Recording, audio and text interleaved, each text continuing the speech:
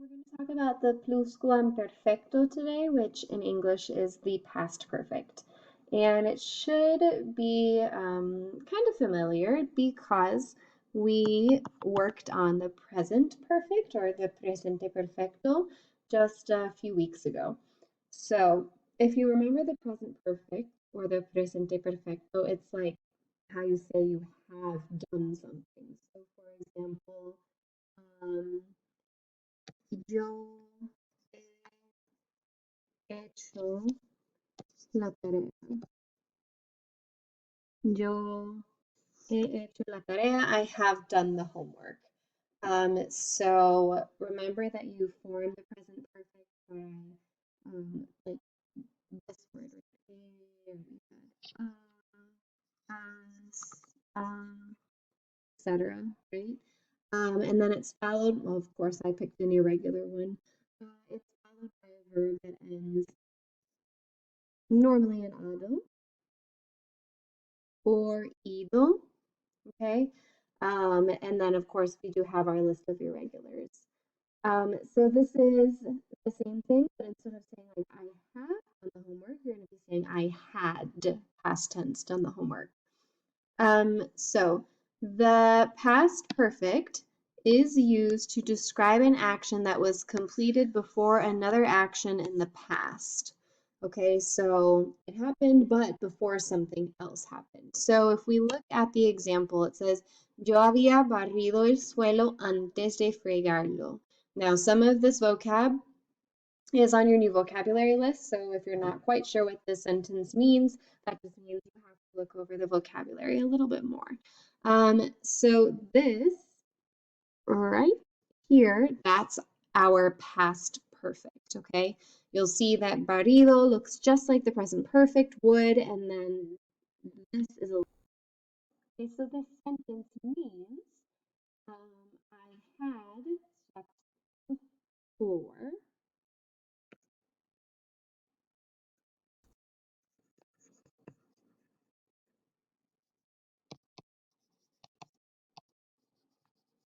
before scrubbing it.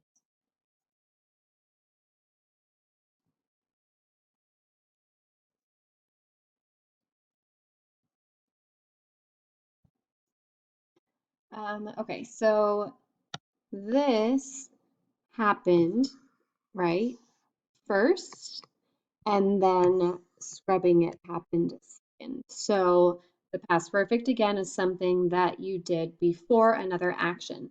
This is in the past. I scrubbed the floor previously, but I swept it first. Okay. Another example would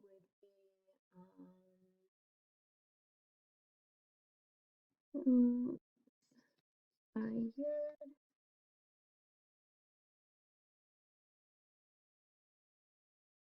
ayer mi mamá secó los platos que yo había lavado. Ayer mi mamá sacó los platos que yo había lavado. So you can see that this is in the past tense, right? Secó is in the preterite tense. It happened. She dried the dishes that I had washed. So I washed them first, right? And then she dried them. Okay. So observa la diferencia, por favor. So we have here the present perfect. And here we have the past perfect. So, número uno, vemos el artículo dice que el festival ha empezado. The article says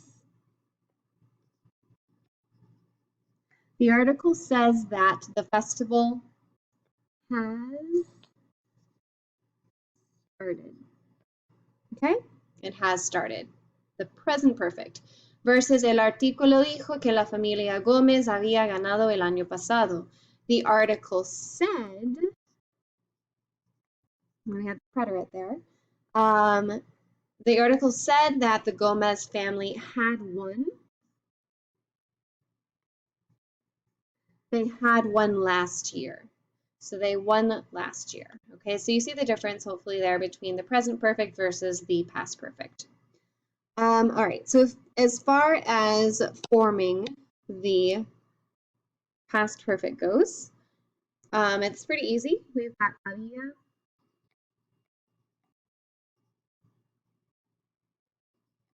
había, había. Yes, these are the same. So you have to know the context of the conversation there, what's being spoken about. Habíamos, había,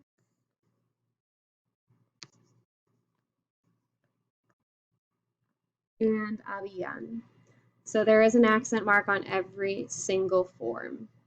And then it's formed again, just like the present perfect is. So it's going to have that ado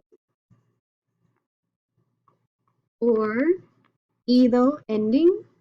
And then, of course, there are irregulars. What are some of the irregulars again? We have hacer, which is hecho, decir, dicho, escribir, escrito, right? Those are just a couple of them, so you're going to need to go back to those notes to make sure you know which ones are irregular here.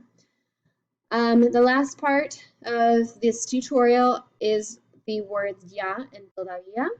So we use these to express something that has already happened or that maybe hasn't happened quite yet. So an example sentence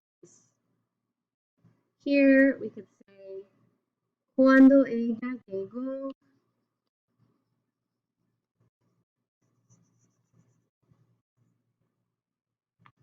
when she arrived, él, él había comido ya. So this sentence is saying, when she arrived, he had already eaten, right? So something that had already happened. And then the difference then there with todavía, a sentence that's very similar. Cuando ella llegó, él no había